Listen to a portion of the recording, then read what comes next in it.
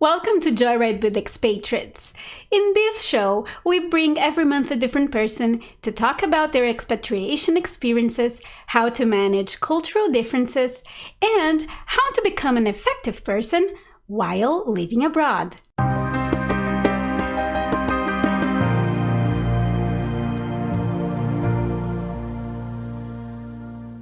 Hi, I'm Tatyana Fittipaldi, and in this channel, we make videos to help global leaders become more productive, more effective, and improve their leadership both in business and in life. If that sounds for you, give us a like, click the subscribe button, and don't forget to hit the bell so that you can be notified when we have new video. Today we have the pleasure of talking with Shane Calder Kelly. Shane was born in the US, is an English teacher and the owner of the English school Inglês com Shane in Brazil. He has a degree in English writing, is a certified TEFL teacher, speaks 3 languages at a high level, and has nearly 8 years of teaching experience.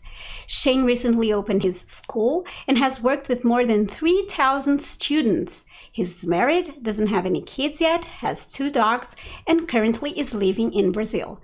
Please help me in welcoming Shane to our show. Hi, Shane. Welcome to our show today. Thank you so much for coming. Thanks very much for having me. I really appreciate it. Thank you so much. So, Shane, how about we start by talking where you were born, what did you do in your original country? Tell us a little bit about that. Sure. Okay. Well, I was born in New Rochelle, New York, which is a pretty small city. It's about 40, maybe 35 minutes north of New York City, of Manhattan. And there's about 70,000, 75,000 people in it, just to get an idea of how small it was. So it's a pretty small city, close to White Plains. And for people who are familiar with New York, it's a pretty simple place. It had 3 schools, I think, in the whole city, 1 post office, the little city center and stuff like that. And when I was living there, I mean, I had a normal life, went to school, and then I went to university there. I studied in college in New York. And then after I graduated college, I started working as an English teacher pretty much, not right away, but I would say about a year after I graduated college. Yeah, about a year after I started teaching English pretty seriously. But that's what I was doing the last thing that I was doing while living there. Yeah. So that's curious. So what drove you to move to a different country? Well, my first moving out of the country experience was in 2014. I had the opportunity to live in China for about 6 months. And at that time I was in the middle of grad school. One of my biggest regrets is leaving grad school and not finishing it before going to China. But I was so impulsive at that time that I was just like, what happened was basically my cousin had already been living in China for about 3 years at that time. And I was working as a waiter, and I was teaching classes to kids. And at night I was doing my master's. So I had this really crazy life. I wasn't really enjoying myself. I wasn't really enjoying my life. It was just too overwhelming. And I remember I called my cousin on Skype and I said to him, listen, I'm kind of tired and bored, and I really want to experience a new place, kind of like what you've been doing for the last 3 years. And he said, sure, if you buy your ticket, I'll take care of everything else. I'll get you a job. I'll get you Mandarin classes. I'll do everything that get you an apartment. I was like, amazing. So I just did it. I just kind of dropped everything, told my parents, hey, in 3 or 4 weeks, I'm going to be going to China and I'm going to be living there until the end of the year. They're like, what? So that was my first, getting out of, not that I was desperate to leave the States. I had a good life in the States for sure. Good family, but it was just a curiosity that I've always had in my life. And then after that, about 2 years later, in 2016, was when I moved to Brazil, which is where I live now. Yeah. So, and what drove you to move from China to Brazil? So it was kind of like this. I lived in Very China. different places. I'm curious. totally black and white. No similarities at all. Well, so I moved back to New York from China in 2000, at the end of 2014. And then at the beginning of 2015, I got a job at an international school in New York also. And I worked there for about a year. And my first class that I was teaching. It wasn't exactly in the middle, I would say. Actually, it was probably in like May of 2015. And my first class, I met I met who is now my wife, Fidencini, as she was my student. Um, I was 23, 24, and she was just about to turn 20 at that time. So we were pretty close in age. And we dated for a year, and we dated for a whole year in New York. And she went to New York basically to learn English. That was her plan. And she did very fast. And then after about 11 months, she returned to Sao Paulo and she started to study medicine, which is like, has always been her dream. And she still studies medicine now. And she said to me basically like, if, I love you and you love me, nice. Okay. But if you want to like have a life with me, you gotta come to Brazil. You gotta come to Sao Paulo in Brazil, because this is where I'm going to be for the next 6 years for sure. And there's no way our relationship is going to survive 6 years, separate.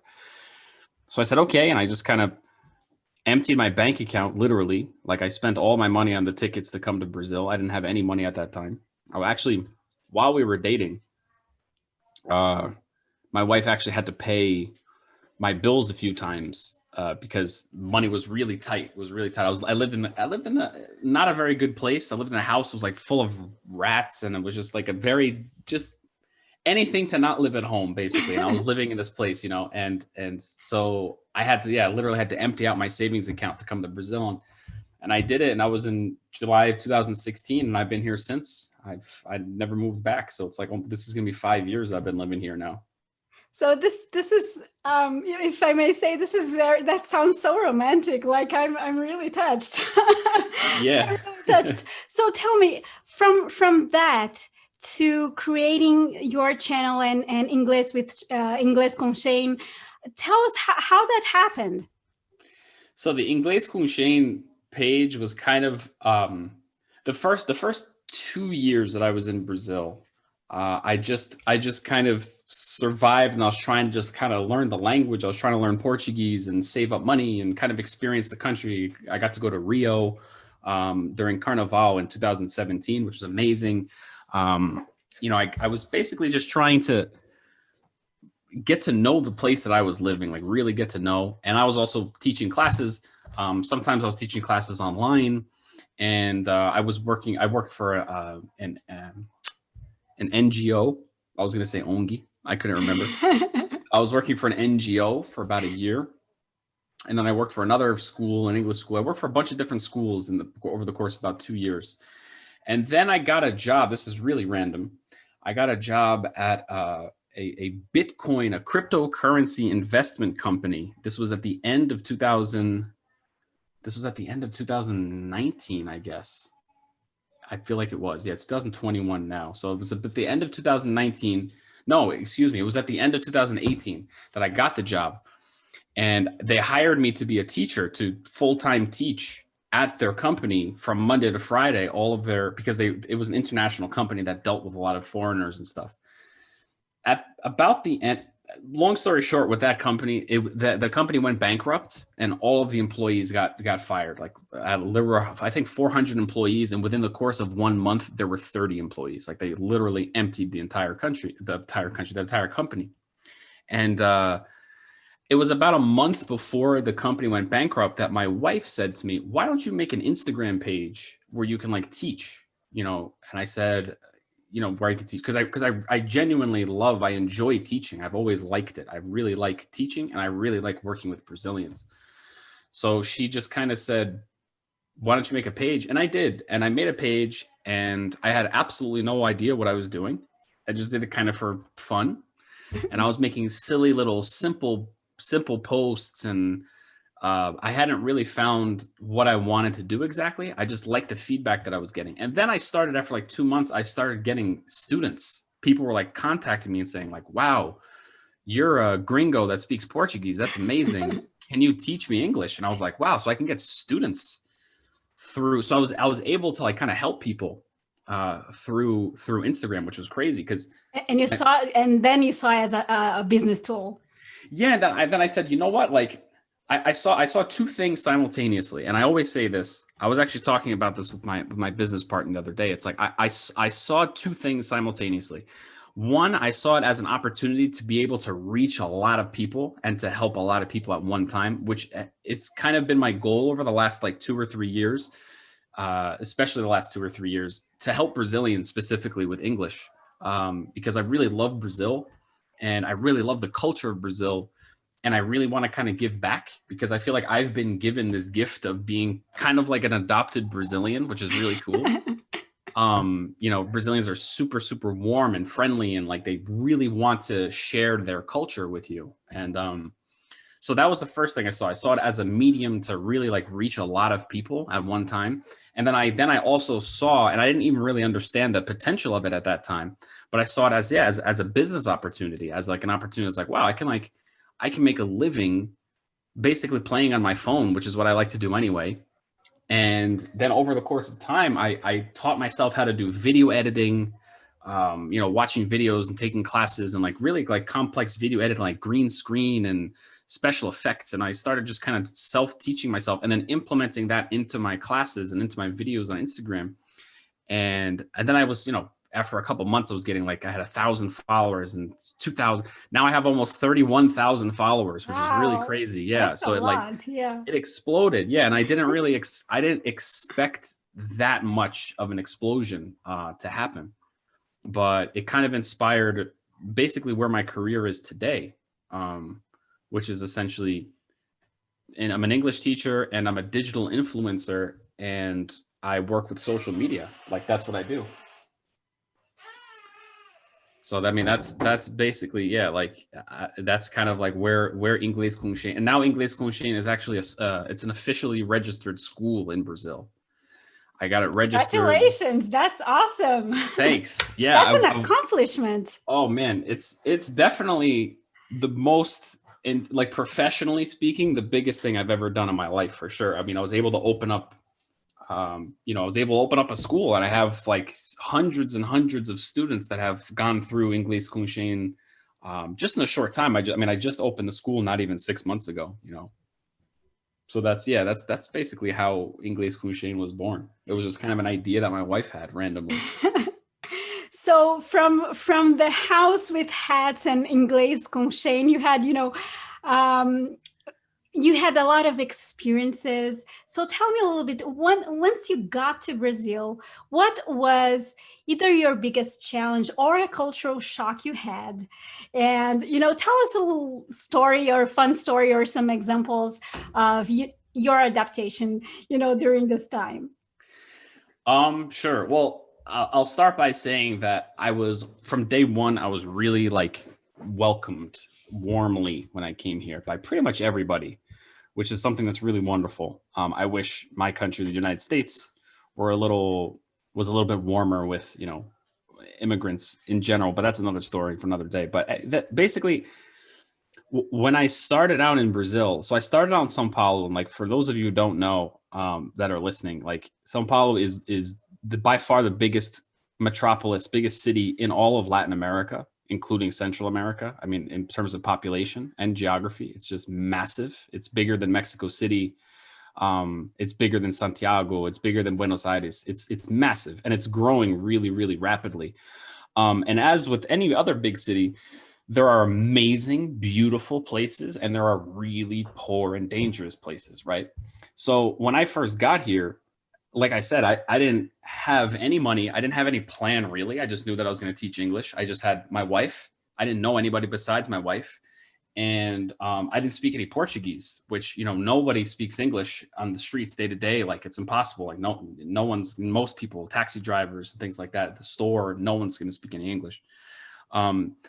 So we lived for the first like 3 months with my mother-in-law, and she kind of lives in the front of what's called like a favela, which is basically like a slum. So she lives in a really poor part of the city, and we lived there. So I was basically like living in the hood for the first 3 months, which was a really strange experience because I've been to the hood, like from where I'm from, but I never lived in the hood, in the ghetto kind of, and can be quite scary too, right?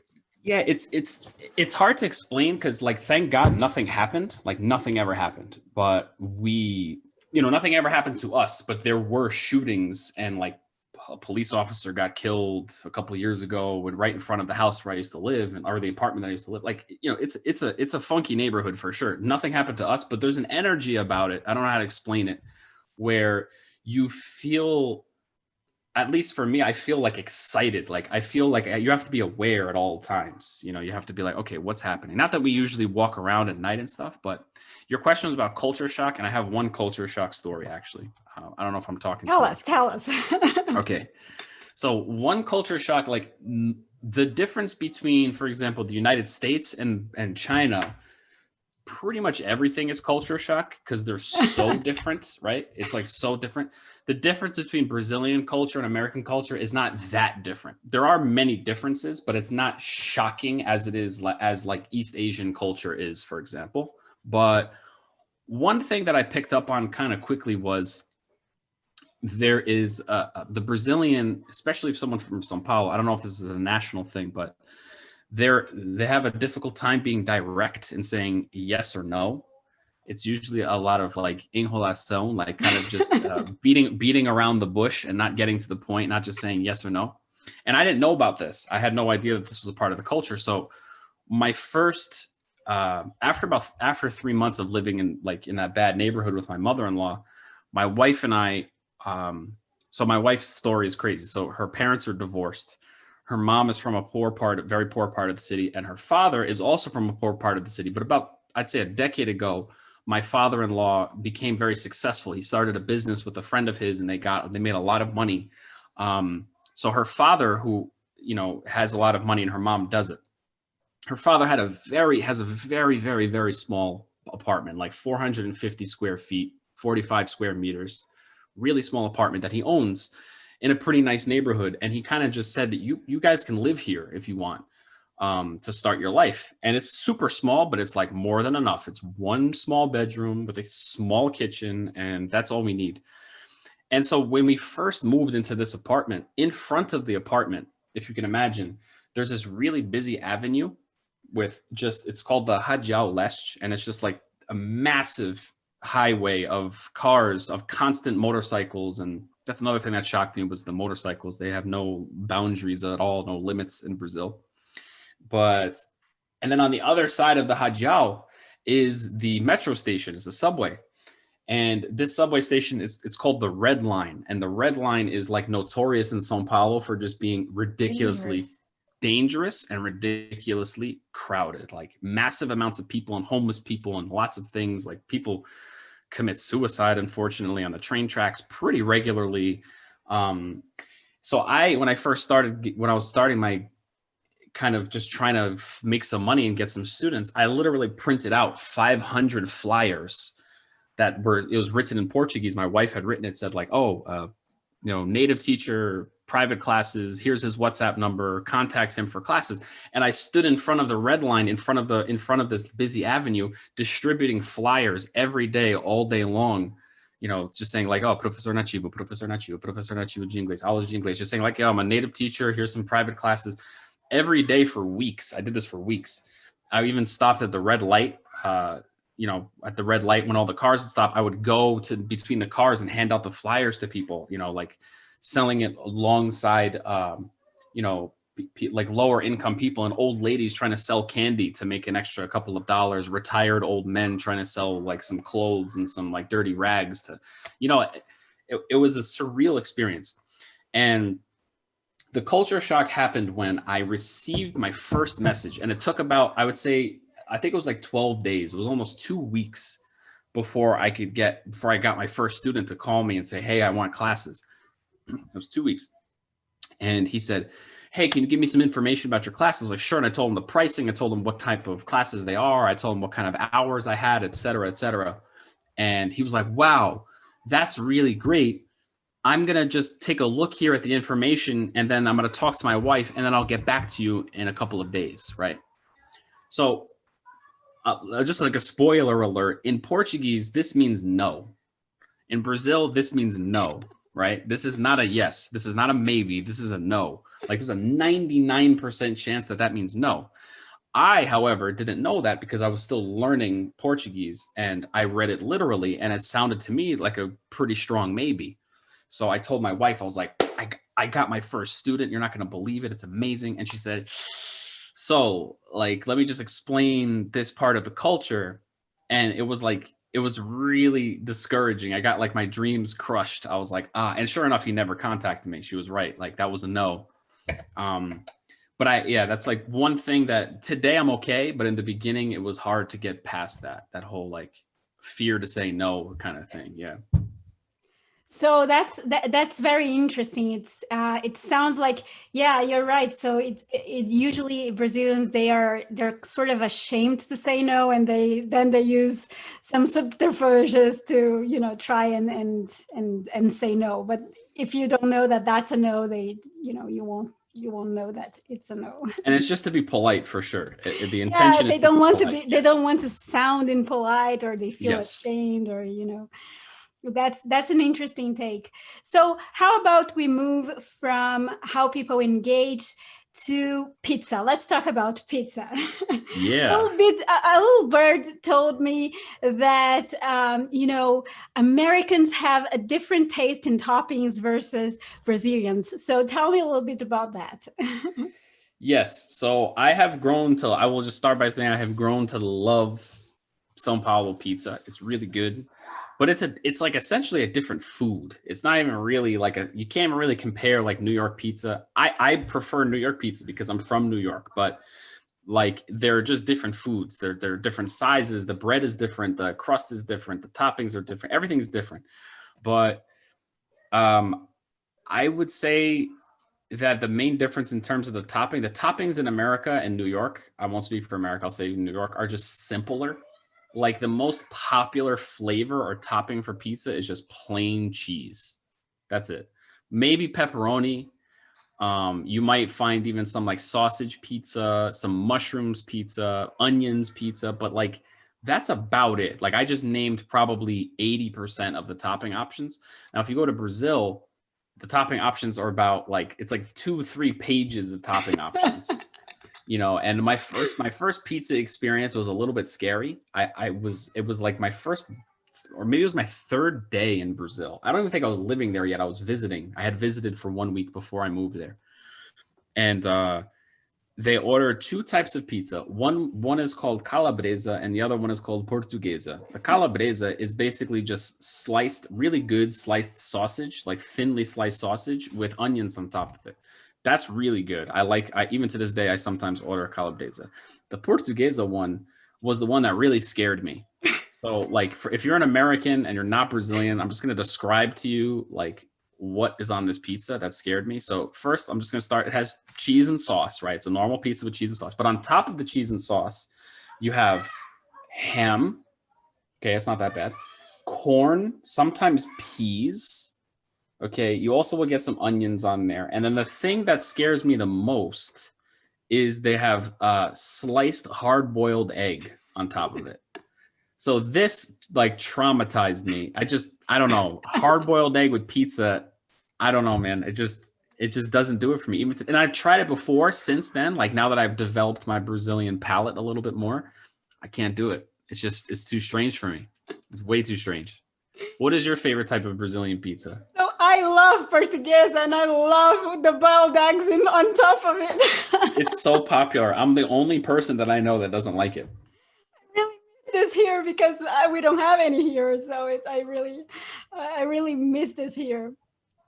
But yeah, so it's so curious, and I'm just bringing up this topic because sometimes we don't realize how very small things are different in different places and countries, and how people see things differently. So I just wanted to bring up this example because I thought it was such a good example.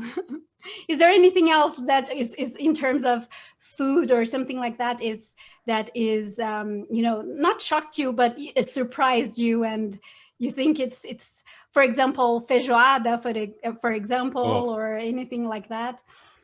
Well, I would say in general, I would say that I prefer Brazilian food to American food. I would rather eat Brazilian food than American food in most cases. There's some individual dishes like New York pizza or buffalo wings or something like that I would choose from America. But in general, Brazilian food for me is just tastier. It's got fresher ingredients. It's simpler, and simple food is just better in most cases. Feijoada that you mentioned is awesome. It's like a pork and beans dish that's served on top of rice with cassava flour and collard greens, and then also it has pork rinds on it, like fried pork rinds, and it's amazing. That's really good. The one thing that I really like, and I don't eat it often because it's very unhealthy, but I really like the São Paulo style hot dogs. Hot dogs, basically every food in Brazil, they took an idea from another country and then made it Brazilian. So for example, Portuguesa pizza, they took normal pizza and then they just put a whole bunch of things on it, and it's like the most popular flavor in Brazil. Hot dogs are the same. A hot dog in Brazil is actually like a sandwich. It's not really a hot dog. It's not something that you can eat in like 1 minute before going into work, like in New York, right? Because in New York, a hot dog is what? It's the bun, the hot dog itself, and then mustard, maybe onions. In Brazil, you got mayonnaise, ketchup, you got potato sticks, you got corn, you got mashed potatoes, you got Parmesan cheese. Sometimes you got pico de gallo on it, like a salsa. I've actually even had a hot dog that has all of that with eggplant salad on it. It's like that was the strangest one, and but it it's was delicious. impossible not to eat and make a mess, right? It's impossible. And it's so very good. And it's like R$ 7, which is like $1.50, American $1.50. It's awesome. And it's huge. There's no way you're not going to be full after it. But yeah, if you come to Brazil, you got to have the hot dog, especially in São Paulo. You got to try the barbecue. The barbecue is amazing. And again, Brazilian barbecue it's literally 2 ingredients, like good Brazilian barbecue. It's really good, high quality Latin American beef, Brazilian beef, and rock salt. That's it. There's no fancy stuff. There's no seasoning. It's just because the meat kind of speaks for itself. It just tastes better. So I would say those are my top 3 right there. Hot dog, feijoada. The hot dog was a little bit of a culture shock, but in a good way. And then churrasco, which is the barbecue. It's awesome. Awesome tips. Yeah. So when in the beginning of the show, you mentioned how Brazilians are friendly, right? So I was wondering if you could talk a little bit about how people engage differently in Brazil, engage with each other in Brazil and in the US. One thing that, well, like I said, yeah, Brazilians are super friendly. Brazilians it looks like they pay more attention to you when you talk to them. They like look you in the eye. Brazilians say your name a lot when they're talking to you, which makes you feel like they're really paying attention. I've noticed this. It's like your name. Okay, you're like Tatyana. So I'd be like, I don't know, Tatyana. Like, I just really love, I really love talking about Brazilian mannerisms. It's just an amazing thing. But Tatyana, so like, it's like I'm really engaged in the conversation with you. If you're from like an Italian family in New York or like New Jersey, the East Coast of America, you can definitely relate to the touchy-feeliness also, because Brazilians are very touchy. My mom's side of the family is like that. My dad's side of the family, not so much, but my mom's side of the family, who's Italian, they have Italian origins. They like to kiss on the cheek and hug and all this kind of stuff. That's something that's really different. Brazilians take birthdays very, very seriously, which is something to prepare yourself for. This is a funny one. When I worked at the investment company, every day that it was someone's birthday, they would send kind of like a company-wide email to announce to everybody, like, hey, today is Tatyana's birthday. Okay. So finally it was my birthday and they announced it, and the whole company, discovered that it was my birthday. And then people were just showing up in my classroom that I had never seen before in my life, like employees that I just, and they're like, are you Shane? And I'm like, yeah, why? I'm like, dude, happy birthday. And they would like hug me and like make me get out of my chair. And they was like, I hope you have an amazing year, like a year full of like happiness and success and money and love. And I'm like, gee, it was like intense, because in New York, it's just kind of like, yeah, happy birthday. You want to get like pizza later? Or it's like simpler. So I like that about Brazilian culture. Yeah. I don't know if that answers your question, but It does. It does. Absolutely. So tell me, you gave some tips about food and some tips about how people engage differently. So if you had an American, if you learned about an American going to Brazil, what kinds of tips would you give him or her? if they were going to live in Brazil or visit. Either leave or visit. All right, so if you're going to visit Brazil, I would suggest if you're going to go to São Paulo, go to the north coast of São Paulo to the beaches to see like Maresias and São Sebastião and Ilhabela, like all these really famous beaches in the north. And if you're going to stay in the city of São Paulo, just look up some really good restaurants. Buena Brasa is really good. Like there's just really famous old school restaurants. There's a pizzeria. I think it's São Pedro in Moca, right? I think it's the name of it. And it's a really good pizzeria. Go to Moca if you want to get good pizza. Like that's probably the best pizza in the city, at least that I know. And if you're just going to do like a tourist thing, go to Rio. Rio's amazing. Go to Rio, go and see the Christ the Redeemer statue. Go to see Sugarloaf Mountain. It's unbelievably surreal, incredible, life-changing. I mean, it's ridiculously beautiful. Like I could do a whole show just talking about Rio. I love Rio. I've been there 3 times. Ipanema Beach is incredible. Just stay in the south zone of Rio if you go to Rio, because that's like the safe zone. The rest of the zones are not so safe, unfortunately. The rumors are true, in fact, about Rio, but not necessarily in the south zone. The south zone is pretty cool. Copacabana. If you go to Copacabana Beach on New Year's, first of all, I mean, you're going to experience, if you're from North America, you're going to experience a hot New Year's on the beach with fireworks and like the best fireworks show you've ever seen in your life. But yeah, try the food. Don't be like afraid. Like, don't be afraid to say, hey, excuse me, like I'm a foreigner. Can you help me? Use your translator on your phone or whatever. Like people will help you out. I mean, 9 out of 10 times the people are going to be like excited that you're just there experiencing their country, And if you're going to live there, if you're going to live in Brazil, learn Portuguese. It's going to make your life a lot easier. And I'm also a firm believer that if you're going to live in the country, you should, out of respect, you should just learn a decent level of the language. If not, you don't have to be fluent necessarily, but you should learn enough to survive and talk to the shopkeepers and stuff like that. And you'll also have more job opportunities if you speak the language too. Yeah.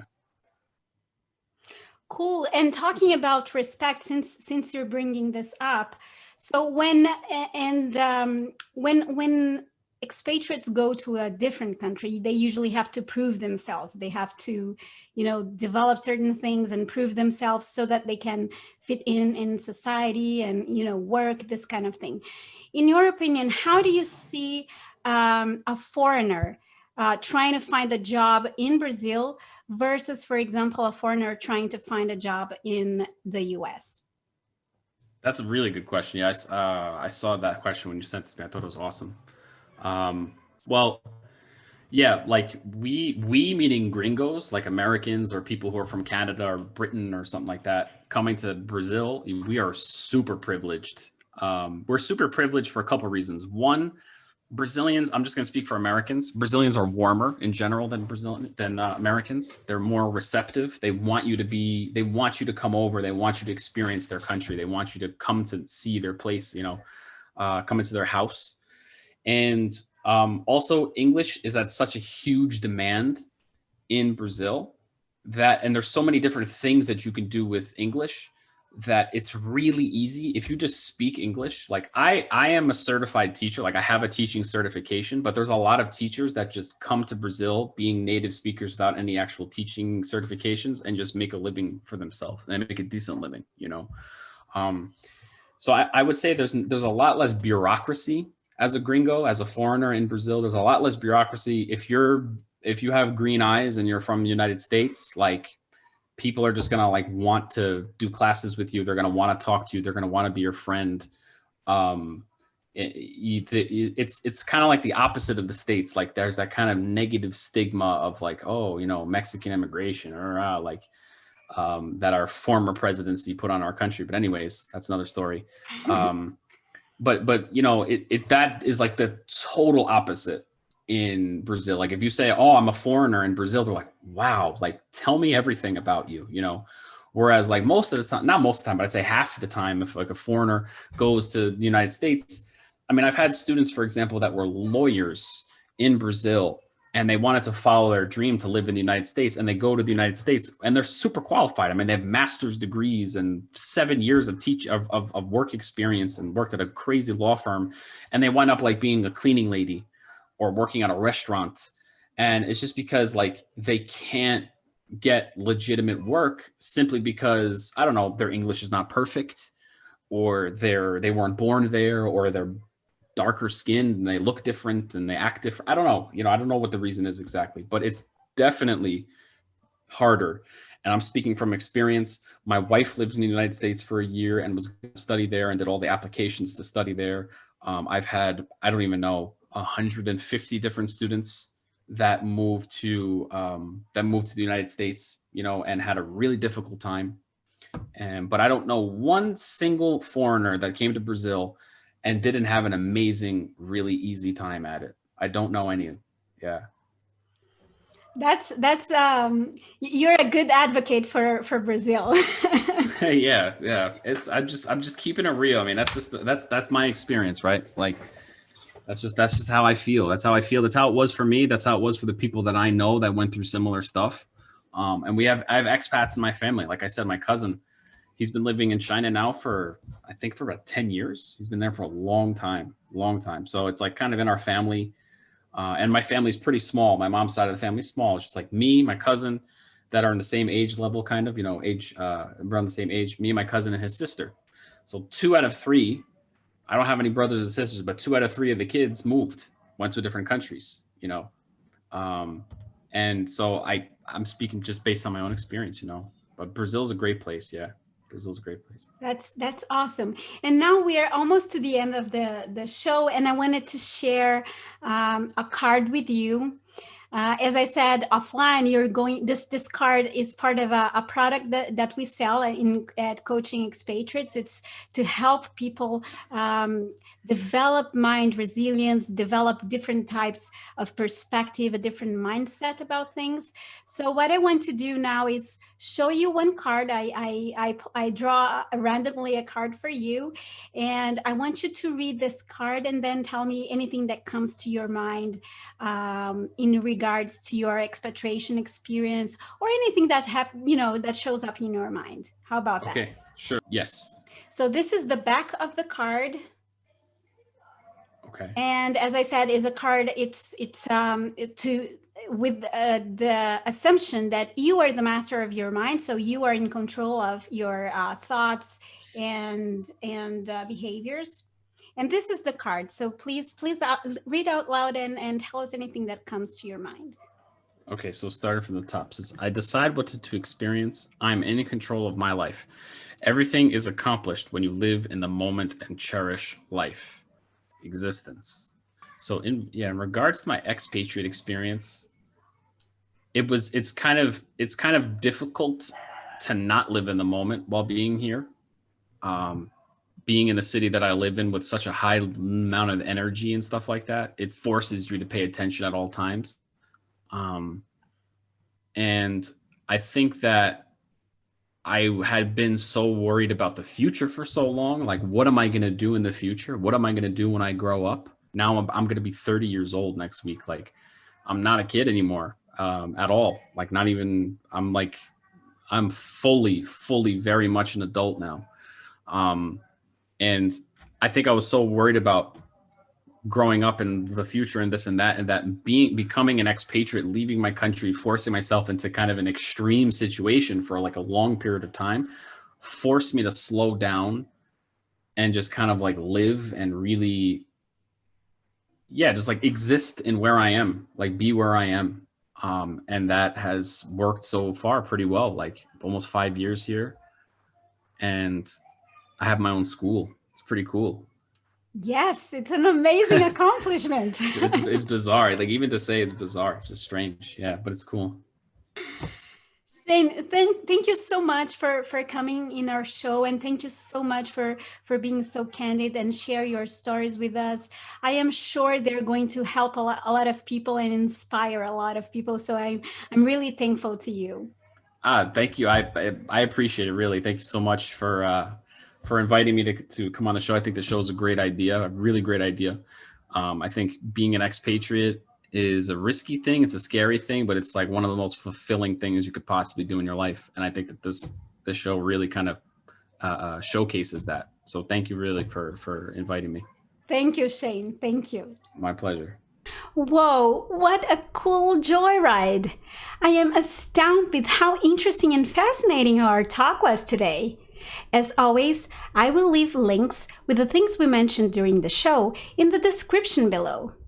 If you like the show today, please share it with your friends and give us a like. And don't forget to subscribe to our channel and hit the bell so that you can be notified when we have new things up. Thank you so much for watching.